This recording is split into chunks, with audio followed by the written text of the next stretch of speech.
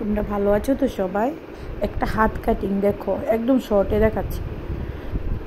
যার যত হাতের লম্বা তার থেকে এক বেশি, তারপর 3 ইঞ্চি নিচে নামিয়ে টিক মার্ক করলাম, তারপর এই যে দাগগুলো দিয়ে দিলাম।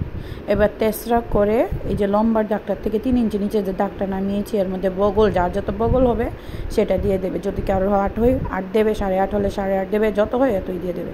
তারপর যে হাতের মুখটা যত হয় তার 2 দিয়ে ভাগ দিয়ে দেবে। তারপরে এইভাবে বগলটাকে জয়েন করে নেবে। স্কেলের যে রাউন্ড শেপটা আছে এটা দিয়ে যে বগলেরটা আর মুখের যে মাপটা এটাকে দাগ দিয়ে নেবে।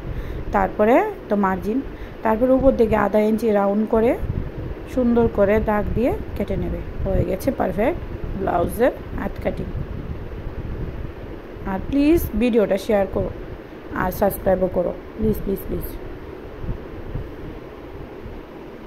এই দেখো, এটা হয়েছে তালপাটটা কেটে নেবে, এটা ব্লাউজের সামনের পার্টে থাকে। তারপরে এই দেখো, হাতাটাকে নিয়ে এই যে মার্জিনের যে দাগটা আছে, মার্জিনের দাগটাকে স্কেলটাকে এইভাবে সোজা দিকে রেখে রেখে দুইভাবে তোমার এইভাবে করে মার্জিন নিয়ে নেবে। তাহলে আর যে সেলাইয়ের সময় বারবার ফিতা নিতে হবে না।